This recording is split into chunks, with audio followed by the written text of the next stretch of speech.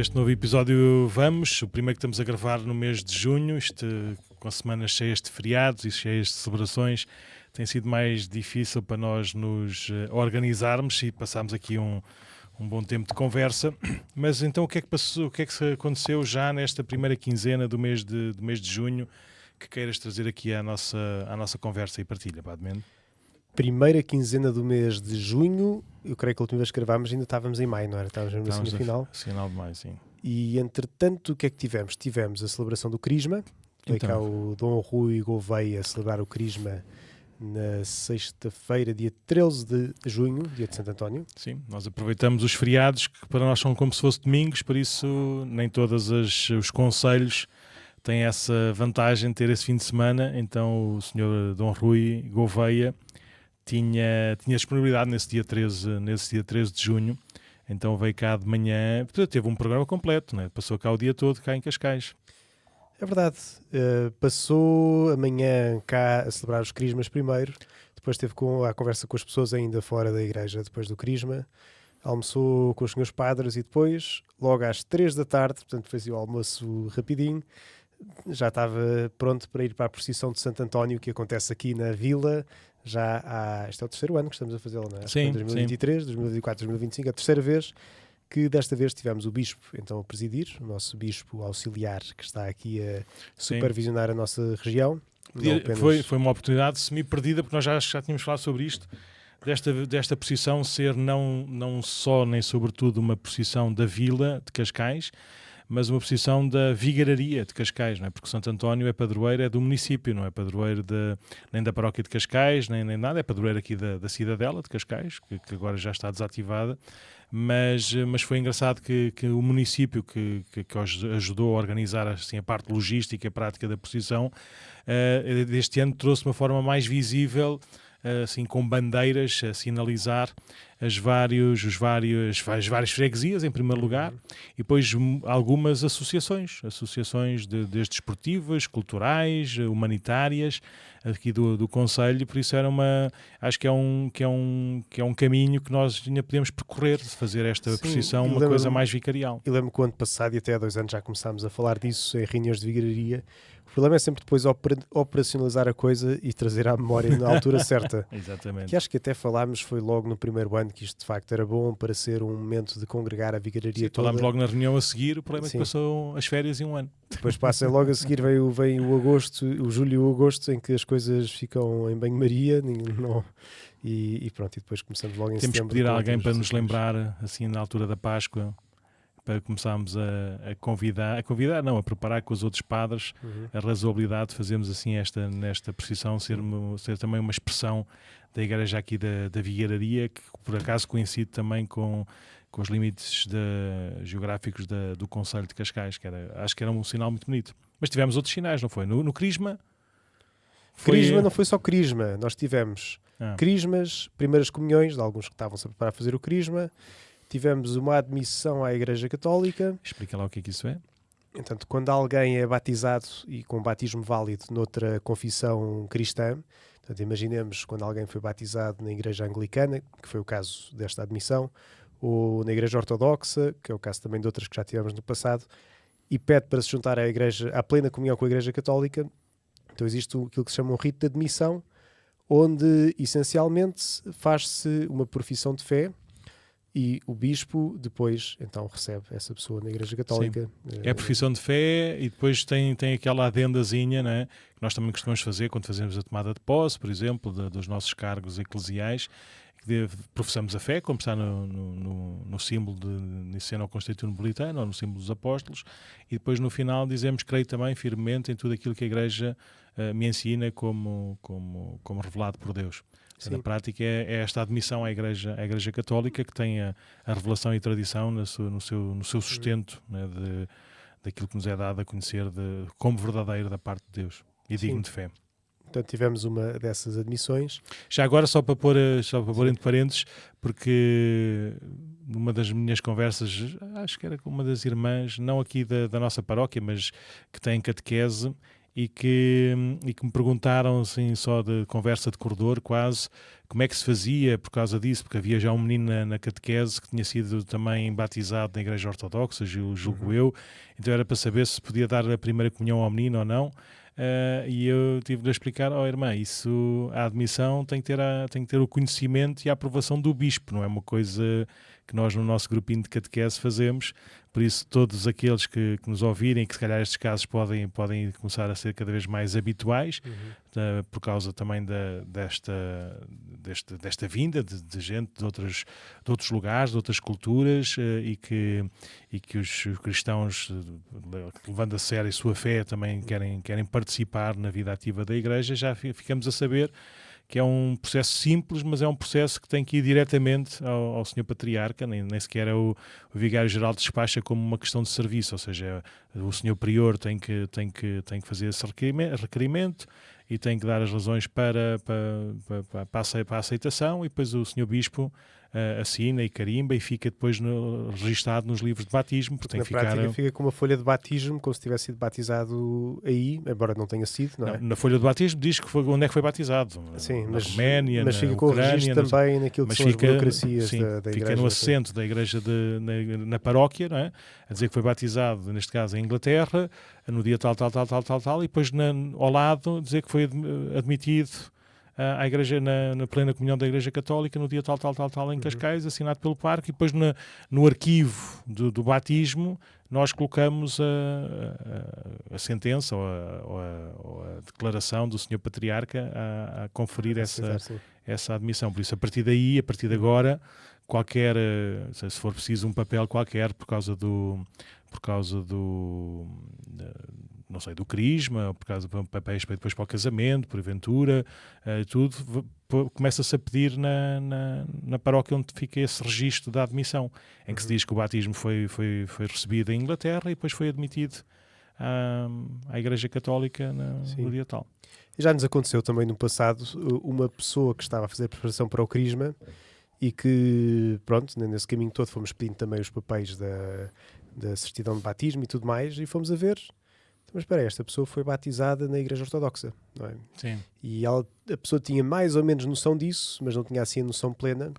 E então, pronto, em vez de fazer o crisma, porque na Igreja Ortodoxa recebem logo o crisma quando são pequenos, foi a admissão à Igreja Católica, porque lá até ela nem fazia ideia que era pequena e pronto. Portanto, às vezes pode acontecer isso também, não é? Nesse caso não fez o crisma, que já o tinha recebido em pequenina, e depois foi a plena admissão à Igreja Católica. Mas pronto, foi assim isso. E um batismo também, portanto foi tudo um dia de grande festa, com muitas coisas a acontecer ao mesmo tempo. E de muitas nacionalidades. Nós tivemos aqui um Pentecostes, por acaso não fizemos aí a descrição de quantas nacionalidades é que houve a receber os sacramentos de iniciação cristã, mas assim de repente, do Brasil a Cabo Verde, a Angola, a Suécia, Finlândia também. Polónia, sim. Inglaterra, Alemanha, Espanha, ou pelo menos por raízes espanholas, Áustria, assim de repente, Itália, sim, também. Imensos de vários sítios, pois.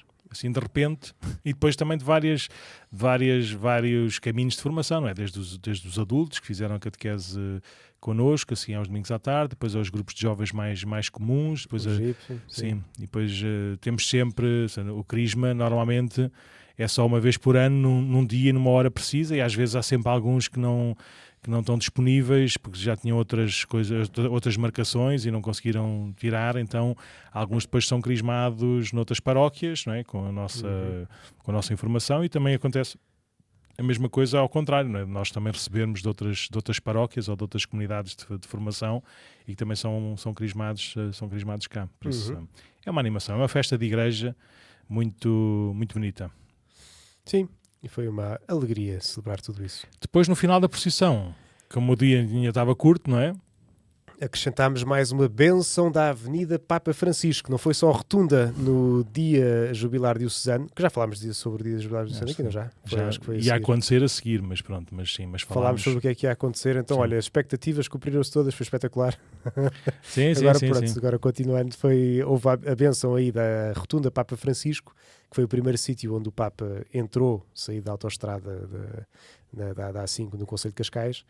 E aqui a Avenida Papa Francisco foi onde o Papa passou, antes de entrar depois pelo bairro dentro até chegar às escolas. Portanto, Sim, à sede das escolas, sim. Sim. Sim, era difícil mudar a toponímia, né, de um município, principalmente num centro da vila histórica, já secular, mas encontrou-se aqui um compromisso de parte da Avenida Dom Carlos, que é aquela que passa ali por baixo na Baía, e parte da Avenida da República, que parte normalmente aqui da Igreja. Não sei o que é que lhes deu. Boa parte das avenidas da República passam sempre pela Igreja Paroquial, mas parte da Avenida da República até ali a meio, seja, por isso nas ruas ou na avenida em que quase não tem nenhuma habitação particular, por isso não é preciso depois fazer mudanças de números de polícia e coisas parecidas, e os contratos e as coisas, as Poupa-se moradas o trabalho às oficiais. pessoas, sim. Sim, fica apenas, neste momento, o Arquivo Histórico e o Museu Casa das Histórias, da Paulo Rego, são as únicas habitações, julgo eu, que têm como morada a Avenida Papa Francisco. E pronto, e que o Papa Francisco continua a inspirar estes trabalhos, né, culturais, para bem de todos. Uhum. E pronto, e tivemos assim então o Sr. Bispo a levar uma injeção, ou uma imersão, um banho, aqui da vida pastoral aqui da nossa comunidade. E lembras-te mais alguma coisa nesta primeira quinzena de janeiro? Além Tivemos agora, nos dias antes que estamos agora a gravar, o musical que os jovens que vão ao Jubileu dos Jovens em Roma promoveram, que foi com a grande ajuda do grupo das artes do... Como é que se chama? Artes de Palco. Artes do Palco? Sim, dos Salesianos. Ou seja, existe um grupo criado pela Matilde Trocado, que em tempos... colaborou aqui connosco na paróquia de Cascais e na altura criou o musical Voitila, que também nessa lógica de ajudar, na altura era basicamente para celebrar a altura era a construção da estátua de João Paulo II, que foi quando? Foi em 2010. Depois, entretanto, veio o Papa Bento XVI, visitou-nos em 2010, mas pronto, começou por ser um bocadinho por causa da estátua, e nós continuámos a querer celebrar esta memória, não é? este sinal de amor na vida da Igreja, na história da Igreja, e depois continuou, porque aquilo teve tanto sucesso e fazia tão bem às pessoas que faziam, às pessoas que viam, que acabou também por estar ligado à Jornada Mundial da Juventude em Madrid, onde também partilhámos esse espetáculo com os jovens que participavam na jornada.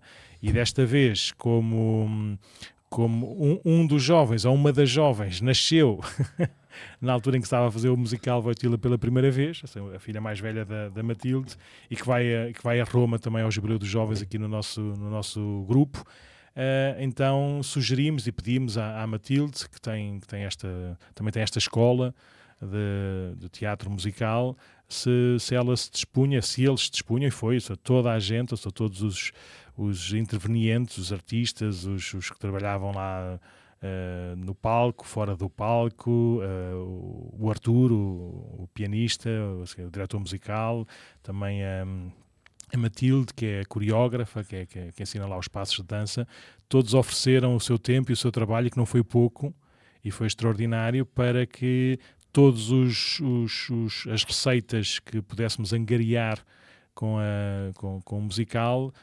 fossem totalmente dedicadas, e são totalmente dedicadas para a viagem dos nossos jovens a Roma no próximo jubileu. E também porque muitos dos membros do grupo fazem parte também do grupo dos jovens do Jubileu, portanto alguns dos atores, sim, eram também sim. beneficiários, digamos, de tudo isto que foi acontecendo, e vai ser uma alegria. E foi muito giro, eu fui ver, o padre me foi ver, fomos todos ver, acho eu, e é assim uma experiência... Sim, eu fui ver no último dia, que eram só 2 dias, também também agradecer à Câmara de Cascais, com a Fundação Dom Luís, que conseguiu encontrar, assim, mesmo ficando totalmente apertados de agenda, conseguiu com toda a boa vontade disponibilizar 2 dias no Teatro Carlos Avilés, ali naquele edifício Cruzeiro, como nós conhecemos assim mais tradicionalmente, no Estoril. Então também ofereceram tudo aquilo que podia, ou seja, não, abriram o teatro para nós podermos fazer o teatro e podermos vender os bilhetes e podermos usufruir daquele momento. E então no último dia, na terça-feira, fui às 2 sessões à tarde e foi engraçado que era uma sessão muito, muito para as crianças e para os adolescentes, né? As mães, as tias, as avós levaram, e aos pais também, havia vários pais, levaram os pequeninos que já estão mais ou menos de férias, não é? Levaram-nos a passar ali um bom tempo, um bom bocado. Por isso foi muito engraçado ver as reações dos miúdos que reagiam mais às palhaçadas, que às vezes havia assim, aqueles gestos assim mais pronunciados dos artistas, ou aquelas músicas assim que eles conheciam mais. Foi muito engraçado ver os pequeninos também todos contentes a vibrar com o espetáculo e com uma história muito bonita que eles também perceberam facilmente. E depois à noite eram mais os adultos, mais aqueles que queriam ver também um bom espetáculo, além de saberem que estavam a ajudar porventura até os seus filhos ou os seus sobrinhos a irem a Roma. Por isso foi também muito engraçado, e como já era o último espetáculo, aquilo deram mesmo tudo até ao fim. Foi um momento muito engraçado, muito bom. Sim. Tenho que estar agradecido. E claro que é sempre uma grande ajuda agora para irmos a Roma, que nós tentámos que isto fosse a coisa mais acessível a todos e também para não sobrecarregar demasiadas famílias.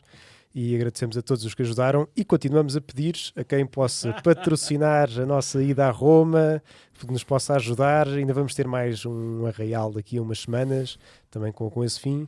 Ou, se alguém quiser simplesmente ajudar, então que o faça, que nos contacte, que depois nós dizemos como é que podem fazer essa ajuda aqui para o nosso grupo de 166 jovens que vamos a Roma durante o jubileu. Sem contar com os velhos, né? Sem contar com os velhos que vão com eles também. Sim, sem contar com os mais velhos que vão ajudar também nesta organização, entre os quais eu já me incluo, porque já vou ter 35 anos, portanto nem sequer tenho direito a cartão jovem, acho eu, já passou. Acho que era até aos 35, não é? 35 inclusive, por isso. Então não sei, no IRS ainda pagas uma taxa mais calminha. Sim. E és novo. Mas pronto, era isto que queríamos partilhar sobre...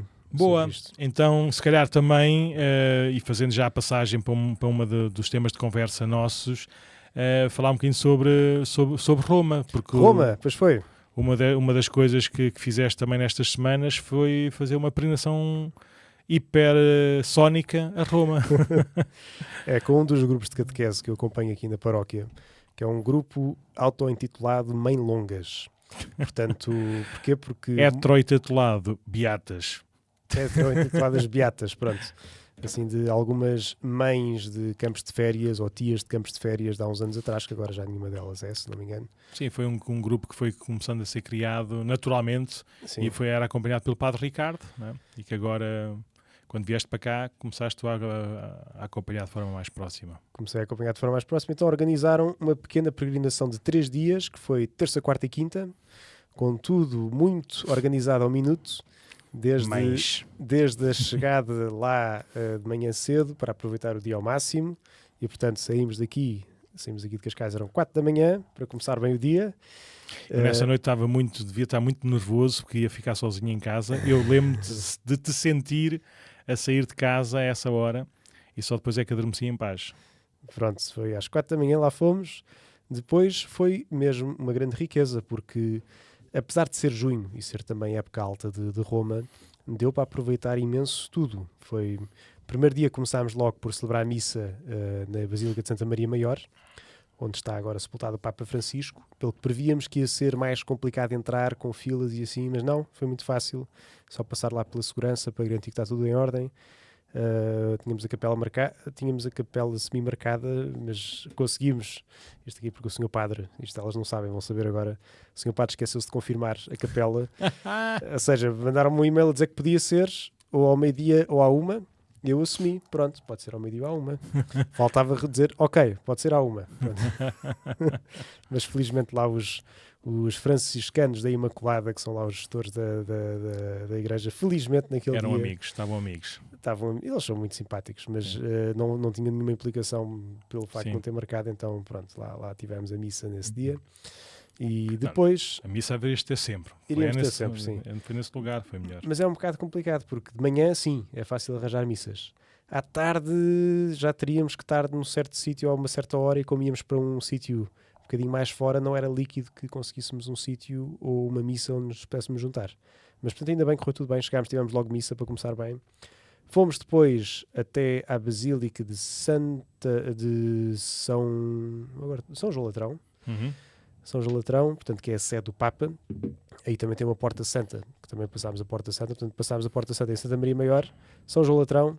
Subimos a Escada Santa, que são as escadas que Santa Helena mandou trazer de Jerusalém, que eram aquelas escadas que Jesus teve de subir para ir até Pilatos, e portanto depois também desceu, e foram trazidas assim e colocadas ali à frente de São João Latrão, e subimos essas escadas a rezar. É preciso... Frente ao lado. Como? Sim. À frente, mas ao lado. À frente, mas ao lado, sim. E pronto, essas escadas sobem-se de joelhos em oração.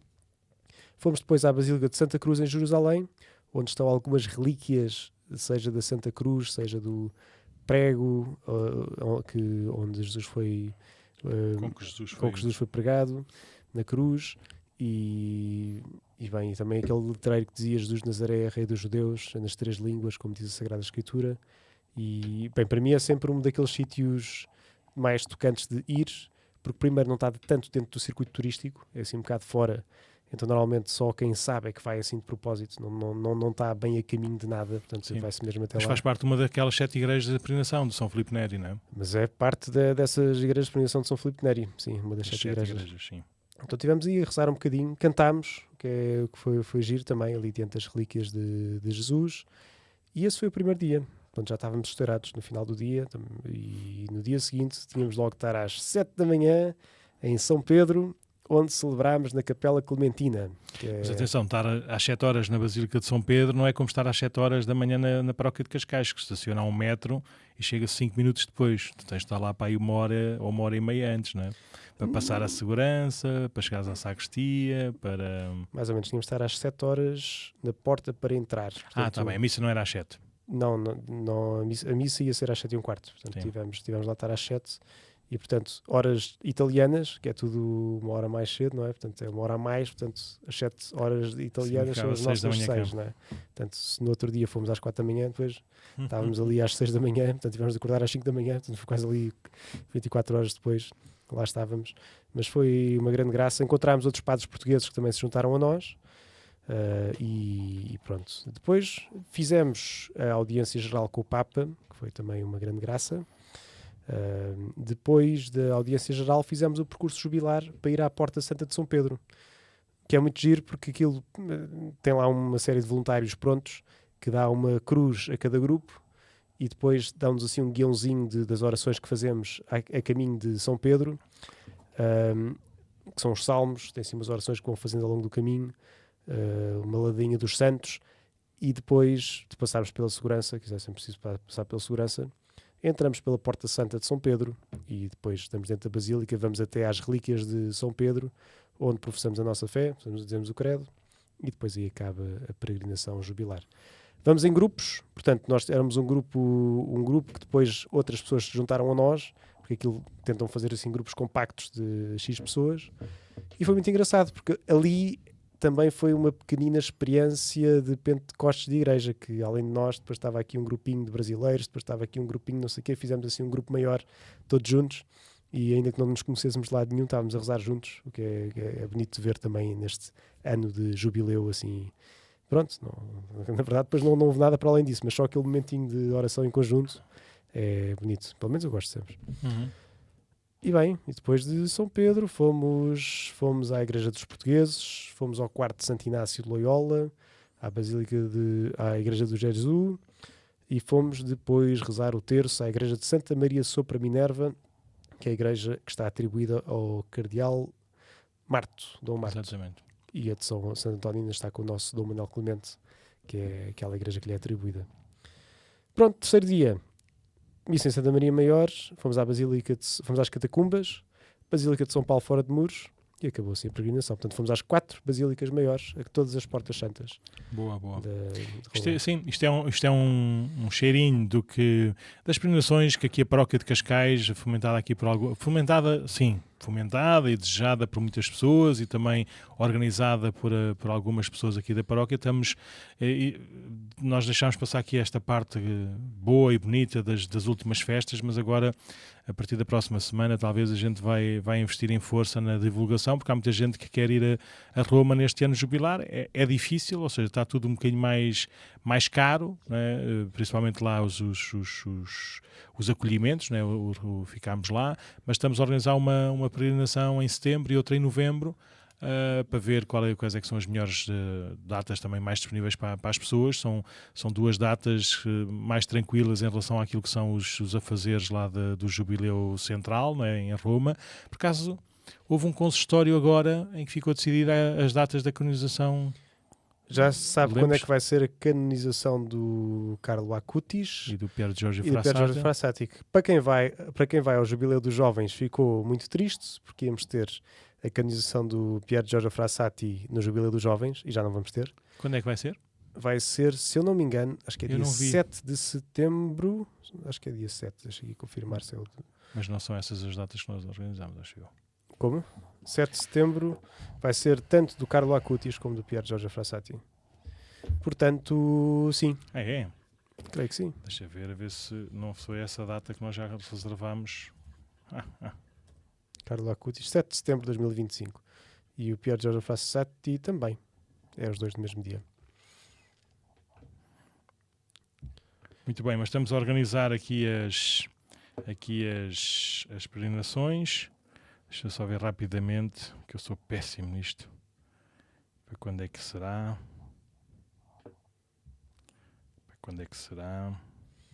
Isso é para outubro, não é? 7 de setembro é que dia da semana? Domingo. Olha, é mesmo. Mas o problema é que 7 de setembro, que horas é que vimos?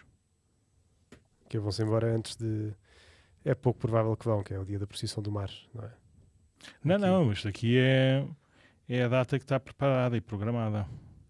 Para irem em peregrinação? Sim. Bem, então olha, já se vai gerir as agendas, como é que isso vai ser. Sim, olha, pode ser.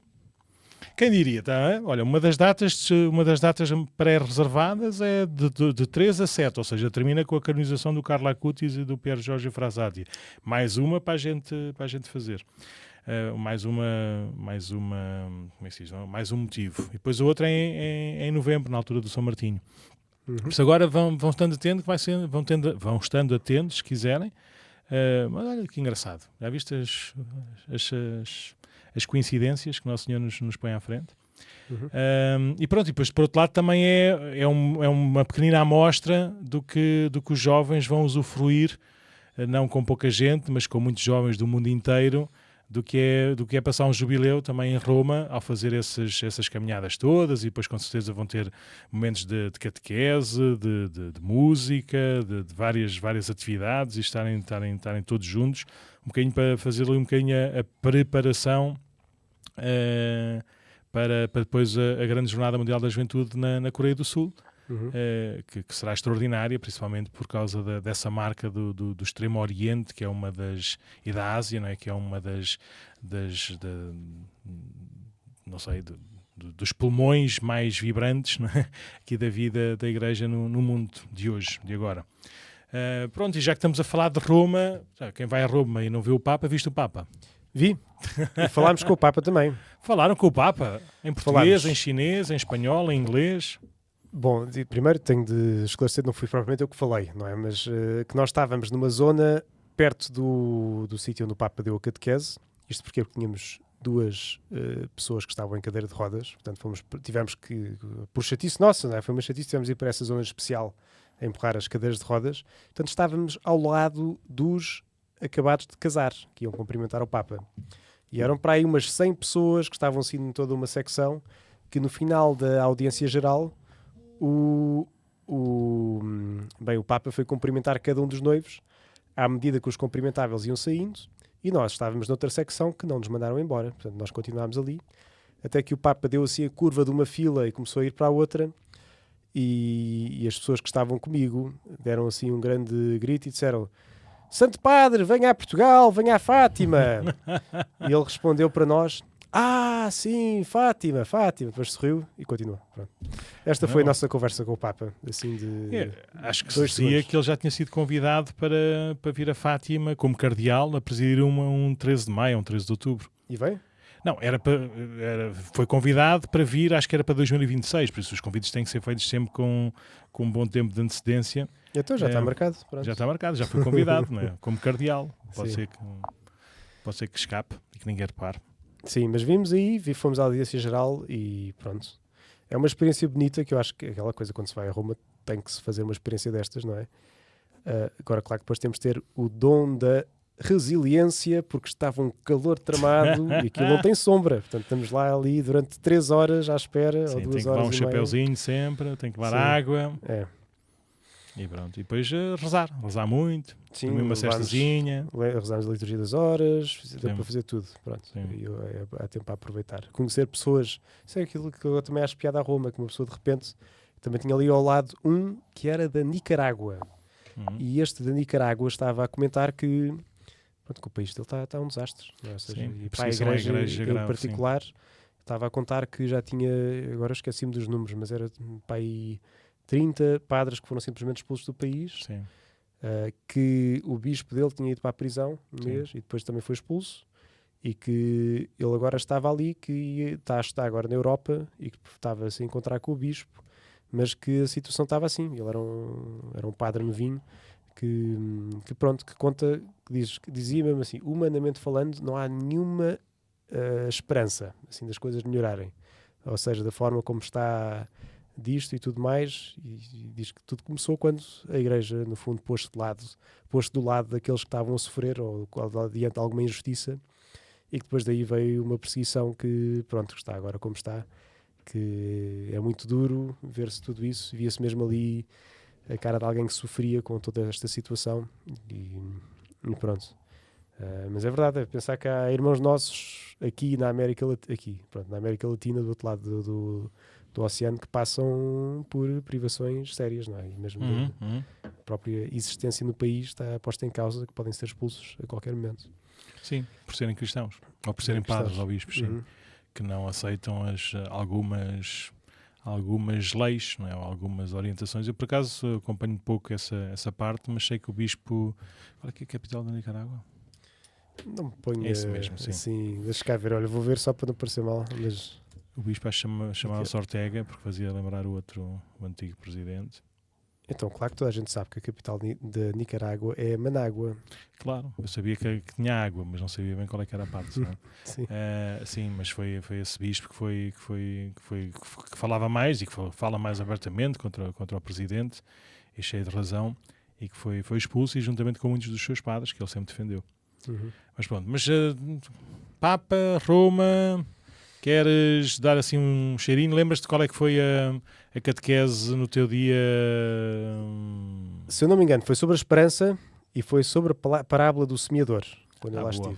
E agora a última catequese continua a ser sobre a esperança, no caso de Jesus Cristo, nossa esperança, não é? Jesus, nossa esperança. E já foi baseado nas parábolas e agora também nos milagres, não é? Nos sinais de Jesus. Portanto, agora a última deste dia 18 de junho foi a cura do paralítico. Qual paralítico? Portanto, que pega o Santo Padre na passagem do capítulo 5 de São João, em que há aquela passagem em que Jesus está a entrar em Jerusalém para ir à festa dos judeus e vai até aquela piscina de Betsaida, em que, no fundo, todos esperavam que as águas fossem agitadas para que pudesse haver uma cura, que aquelas águas tinham este poder taumatúrgico, não é?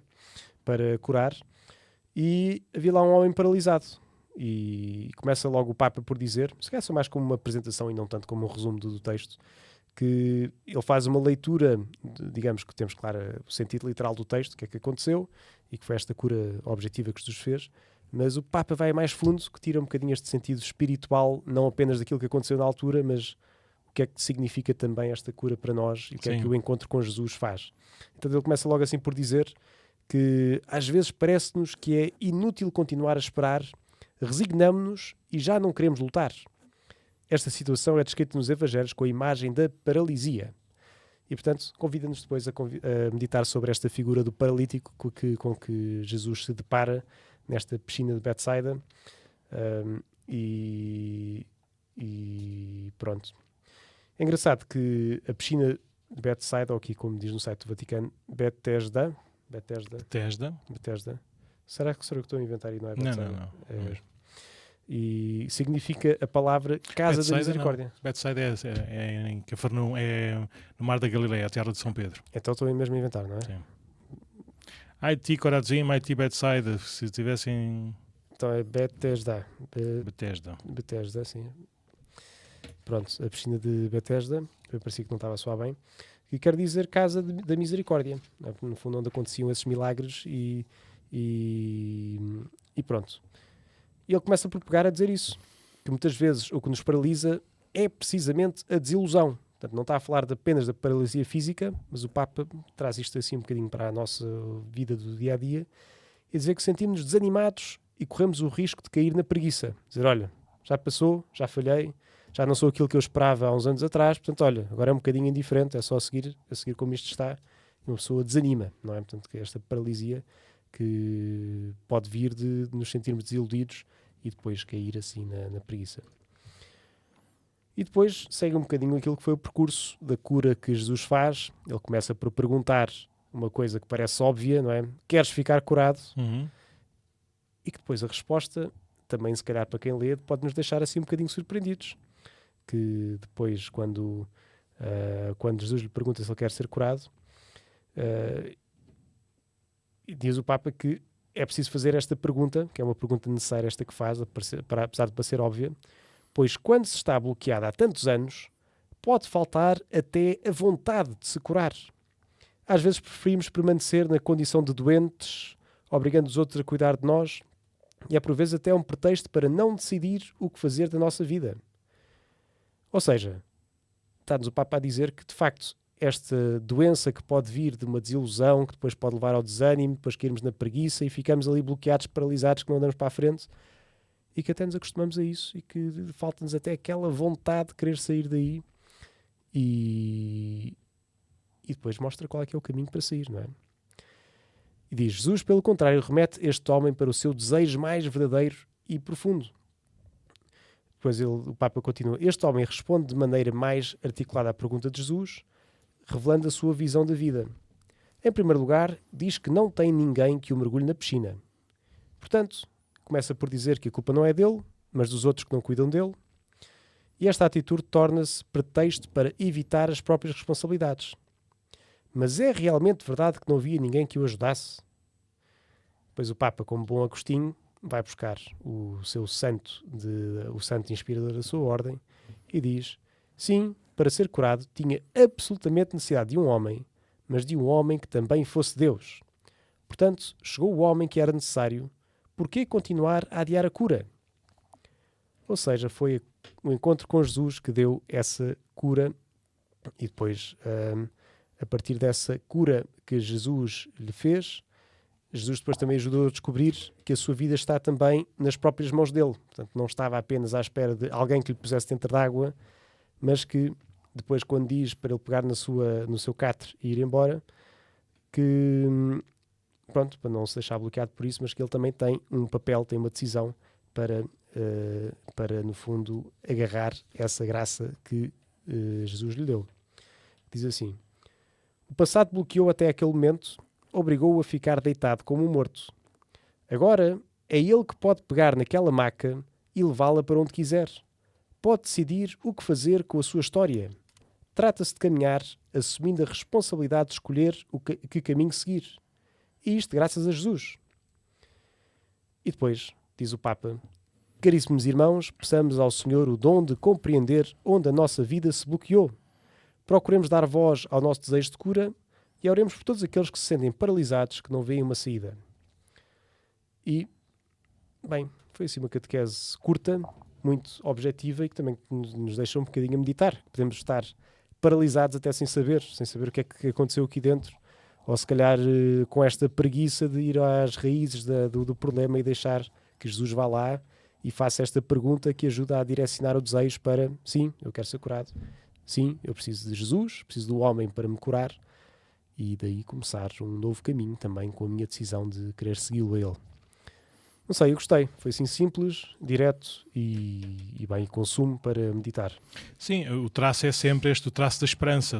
Não foi por acaso que o Papa Francisco escolheu esta virtude teologal como tom principal deste jubileu, porque ele, posso dizer assim, com estas palavras duras, ele estava escandalizado com a falta de esperança deste nosso tempo. Ou seja, não, dificuldades sempre as houve, guerras sempre as houve, sofrimentos absurdos sempre os houve, ou seja, mas perder-se a esperança de que isto pudesse ser ultrapassado, integrado, que a vida pudesse recomeçar, isso era, com certeza que também já houve momentos de grande desespero. A gente mesmo biblicamente se recorda de alguns, nomeadamente no exílio da Babilónia, como o povo de Deus exilado e consciente da sua culpa e da sua responsabilidade, já nem ousava esperar, não é? Então tinha que haver estas vozes proféticas, não é? De apelo à esperança, não é? Pode uma mãe esquecer-se do seu filho, não é? Mas mesmo que isso acontecesse, eu não me esquecerei de ti, diz Deus no livro do profeta Isaías. Por isso, estas passagens que estimulam em nós a confiança no amor de Deus, não é? E que nos responsabilizam também para acolhermos esta virtude da esperança teologal, é mais do que necessário. Por isso esta leitura da cura de um paralítico, reconhecendo o que é que nos paralisa na vida, não é? O entendimento, o coração, o ânimo, a ação, ver que responsabilidades é que nós damos a isso, não é? Aos outros, ou a nós, ou o que seja, e ver quem é que é aquele homem, como diz o Papa Francisco, citando Santo Agostinho, o Papa Leão, citando tão bem o Santo Agostinho, esse homem já chegou.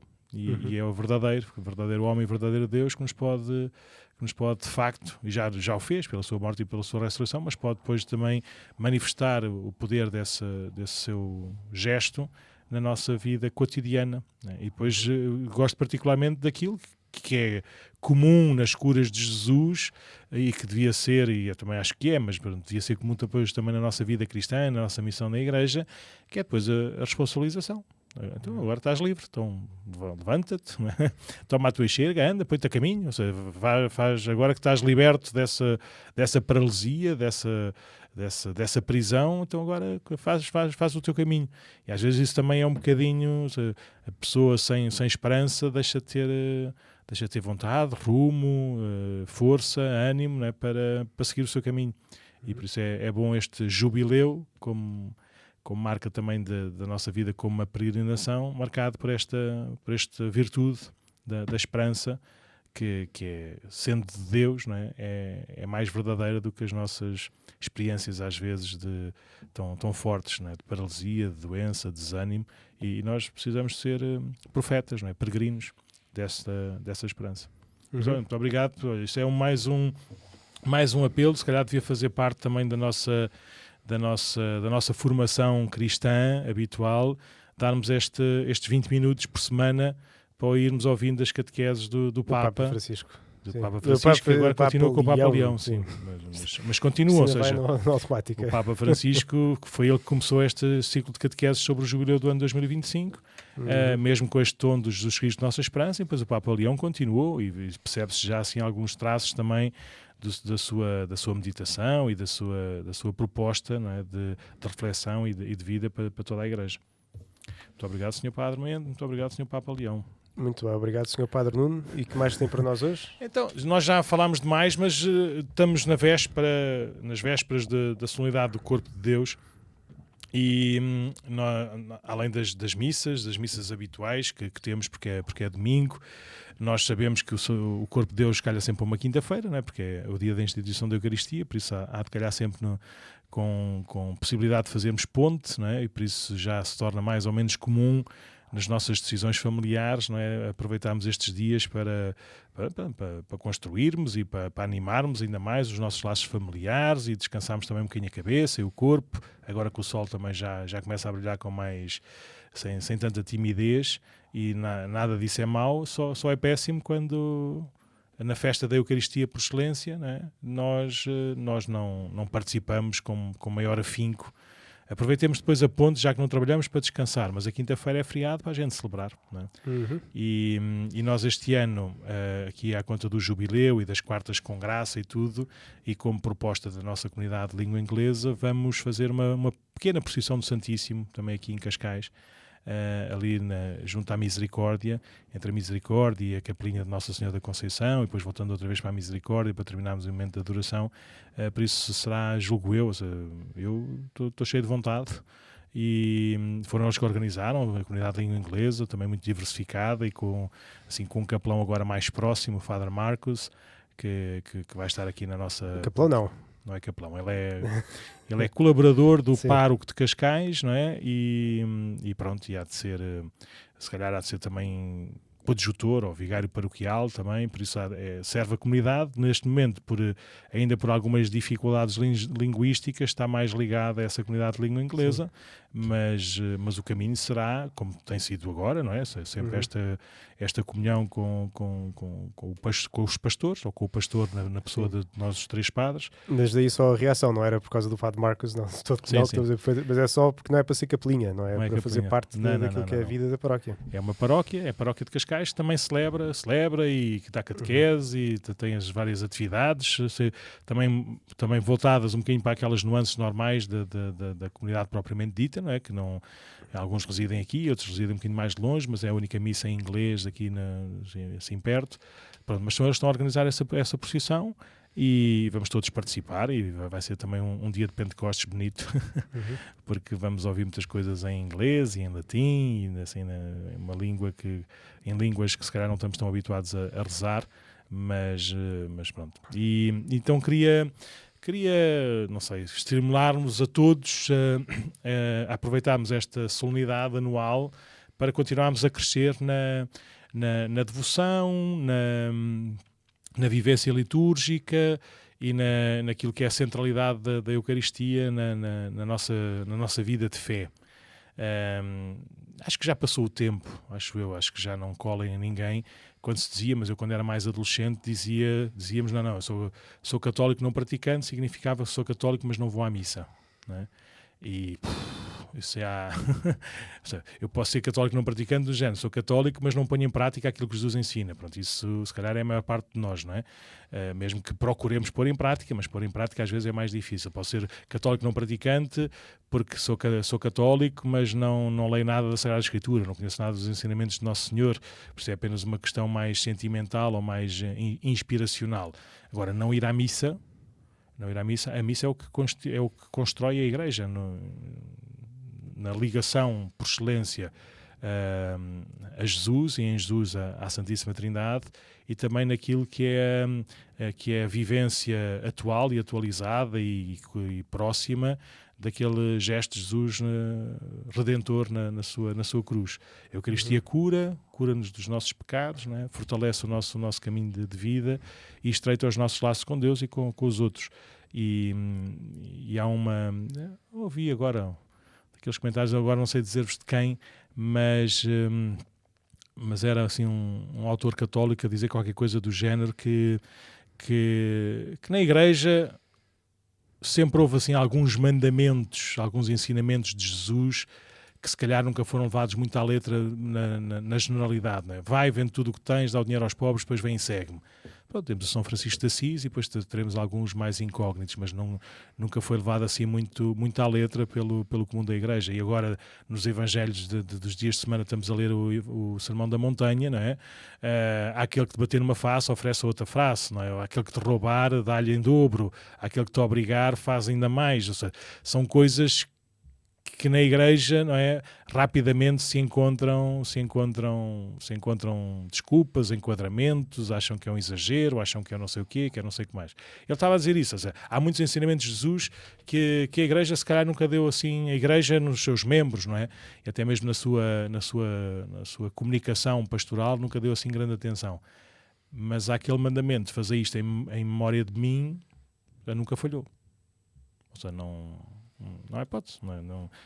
Desde o primeiro dia da semana e por aí, e assim, consecutivamente, a Igreja sempre se habituou, não é, a reunir-se para partilhar os bens, para viver em comunhão, em família, no final do dia para fazer a oração da fração do pão, como Jesus tinha deixado aos seus discípulos, e também para anunciar e para ensinar, não é, a fé com o anúncio do Evangelho, com o anúncio da Palavra de Deus. Por isso, sim, a Eucaristia é o que nos constrói, não é o que nos alimenta, o que nos sustenta para sermos, para vivermos, não é, para crescermos em igreja, em família. Além de, como é óbvio, é o lugar o momento de adoração, A gente só adora a Nosso Senhor e Nosso Senhor está realmente presente no seu corpo, no seu sangue, na sua alma, na sua divindade, nas espécies eucarísticas. Por isso podemos ter este tesouríssimo, não é? E podermos adorá-lo com estes pequenos sinais, não é? À nossa maneira humana, com certeza que é de uma riqueza, não para Deus, que Deus não precisa de nada disto para nada, não é? Mas para nós, para continuarmos a crescer nesta intimidade com o Nosso Senhor. Sim.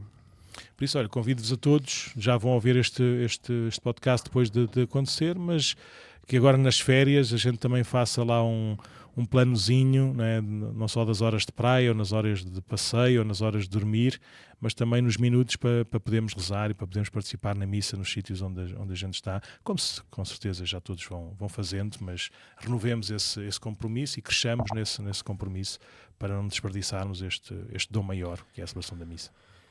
Vamos a isso. Então, queres despedir? Queres dizer assim as últimas palavras? Então, podem mandar comentários ou para o e-mail podcast@paroquiadecascais.org, ou podem falar connosco se acham que há algum tema que pudéssemos falar por aqui. Podem continuar a celebrar bem a Eucaristia, vivê-la como deve ser e arranjar um tempinho para ir a Roma. Ou para ajudar os jovens, os vossos jovens a ir. Exatamente, estamos à procura de patrocinadores para ir a Roma com os jovens aqui da Paróquia de Cascais e Estoril. Portanto, se souberem de alguém ou vocês mesmos puderem ajudar, contactem-nos e dizemos como é que pode ser.